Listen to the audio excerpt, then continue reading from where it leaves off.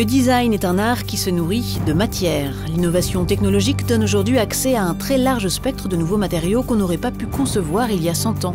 Quels sont ces matériaux? Comment ont-ils été conçus? Que disent-ils des exigences économiques, écologiques et technologiques qui sont celles de notre époque? Sortis du champ d'application de l'aéronautique ou de l'automobile avec des pionniers comme Audi, comment transforment-ils peu à peu notre espace quotidien?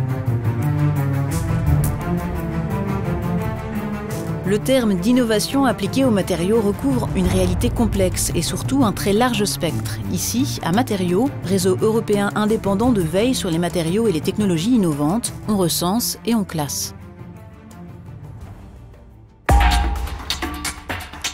L'innovation peut passer par réellement la découverte de nouvelles matières ou de nouveaux mix de matières qui vont gagner des propriétés importantes. En même temps, souvent, ce n'est pas forcément la matière qui est innovante, c'est tout bêtement le transfert d'une matière ou d'une application donnée vers d'autres domaines. Il y a certains gels polymères qui sont utilisés depuis pas mal de temps dans l'hospitalier et qu'on voit arriver dans des applications plus grand public. Une selle de vélo particulièrement confortable parce qu'elle intègre du gel polyuréthane. Ce n'est pas réellement le gel polyuréthane qui est innovant en l'occurrence, c'est vraiment le fait d'utiliser cette matière qui au départ était dédiée à certaines applications très techniques vers des champs plus larges. Parfois, l'innovation peut plus découler de la technique attachée à cette matière que à la matière elle-même. On fait aujourd'hui de la mousse de bois, ce qu'on ne savait pas faire auparavant. Alors la mousse de bois, le principe est assez amusant en même temps, c'est qu'on prend de la sciure de bois qu'on mélange avec des champignons, on mélange ça avec de l'eau, on fait un petit peu comme un pain en fait, on utilise la sciure comme de la farine, et puis tout ça, ça va nous faire une pâte qui va lever à cause des champignons, qu'on va mettre au four exactement comme un pain, et vous allez produire comme ça du panneau allégé qui est réellement mousseux, c'est-à-dire que vous avez des bulles d'air à l'intérieur du panneau, qui est un panneau 100% bois. Si ce foisonnement d'innovation est possible, c'est aussi parce que la nature des liens qui unissent les acteurs de la recherche à ceux de la production ont beaucoup évolué.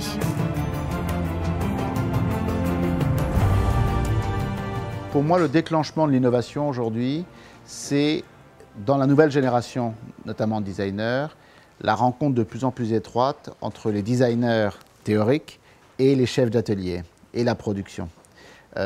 Pendant très longtemps, il y avait un peu deux mondes qui se regardaient. De plus en plus, le travail se passe dans l'usine, en explorant des possibilités de matériaux qui donnent des idées aux designers. C'est ainsi le travail en parfaite intelligence entre les designers et les chercheurs qui travaillent pour Audi qui a permis à la marque d'être pionnière dans la technologie lightweight via le recours à l'aluminium, comme ici pour l'Audi A6. En combinant les meilleures variétés d'aluminium et les meilleures variétés d'acier, comme dans la structure de l'Audi TT, Audi invente des voitures plus légères, plus sûres et plus belles.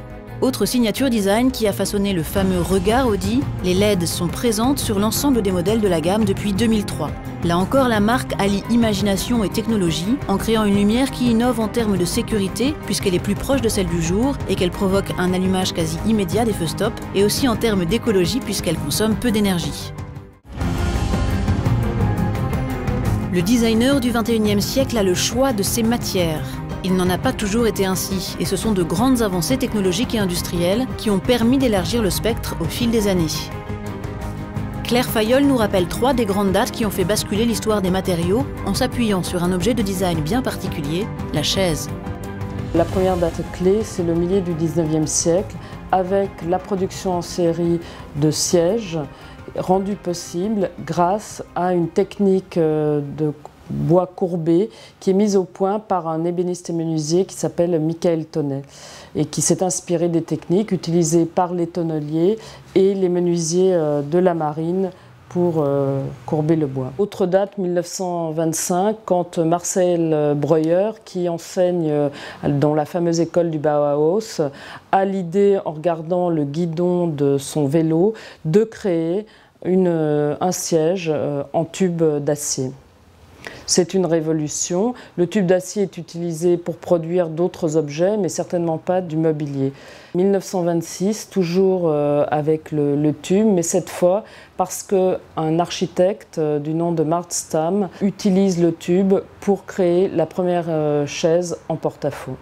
Le porte-à-faux a donné lieu à une autre création fondamentale, iconique du design de mobilier, c'est la fameuse chaise dite en S de Werner Ponton. Donc c'est une chaise qui est en un seul tenant, un seul matériau, en l'occurrence une matière synthétique dessinée par Werner Ponton. Le verre, matériau ancestral, est depuis quelques années l'objet de transformations révolutionnaires. Je pense que pour que l'innovation vraiment fasse des pas très importants, il faut quand même qu'il y ait des tailles critiques d'industriels, de grands groupes verriers. Il y a dans le monde quelques très grands groupes qui vraiment ont des laboratoires de recherche très costauds, alors que sur certains matériaux, le plus grand de la filière est un tout petit. Dans le verre, c'est des très gros. Quantum Glass, marque du groupe Saint-Gobain, rassemble ainsi 6 technologies innovantes destinées à l'architecture haut de gamme. Ce sont 6 différents verres actifs dont les propriétés physiques changent lorsqu'ils sont mis sous faible tension électrique. Certains passent de l'état translucide à transparent, certains chauffent et isolent, certains changent de teinte en fonction de l'ensoleillement, pour ne donner que quelques exemples. Ces technologies ont d'ores et déjà donné naissance à des objets de design d'un type nouveau, alliant innovation technologique et immatérielle, comme ce radiateur HEAT. Quand on voit ce produit, on n'imagine pas du tout que c'est un radiateur. Et c'est ça finalement qu'on cherchait à faire, c'est que quand on parle de nouvelles technologies, on voit apparaître des objets alors improbables, ou en tout cas très étonnants. Là, on est vraiment dans un autre registre qui est beaucoup plus inventif et je dirais qui est, selon moi, à la hauteur de l'innovation technique.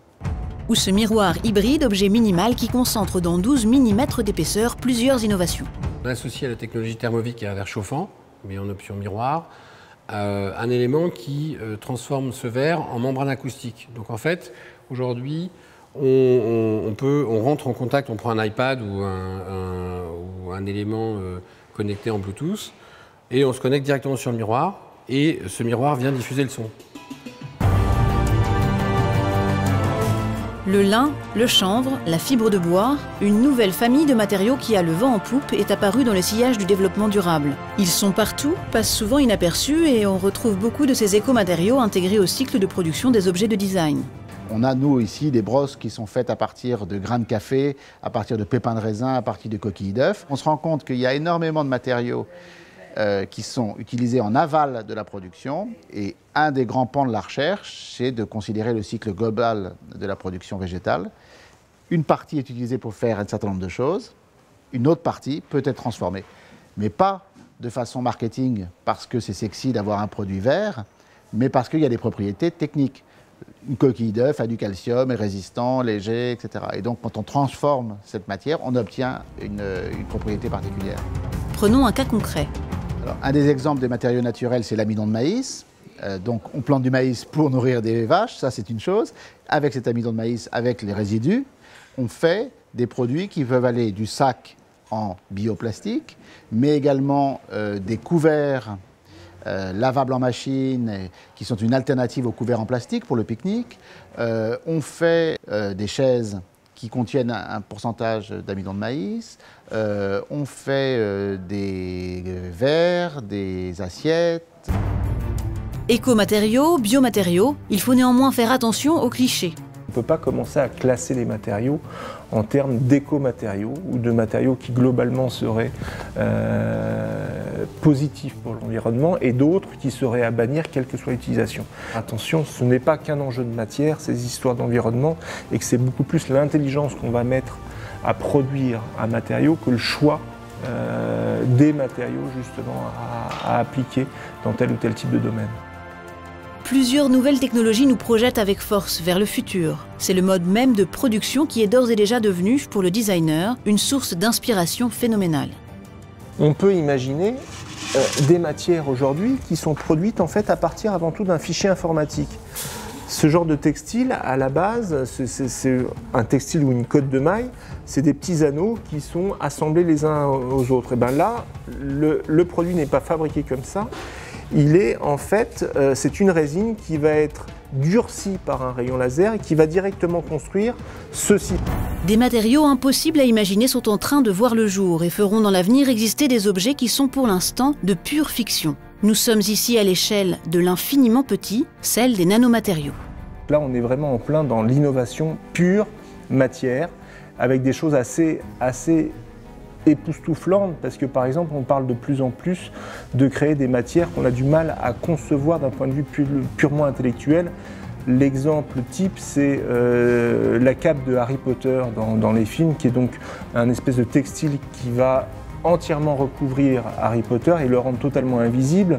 C'est difficilement concevable pour nous, et pourtant aujourd'hui, et notamment grâce à ce travail sur la matière d'un point de vue très très fin au niveau de la structure moléculaire, voire atomique, on commence à imaginer des matières qui auraient ce type de capacité. Donc vous voyez que l'innovation matière est immense.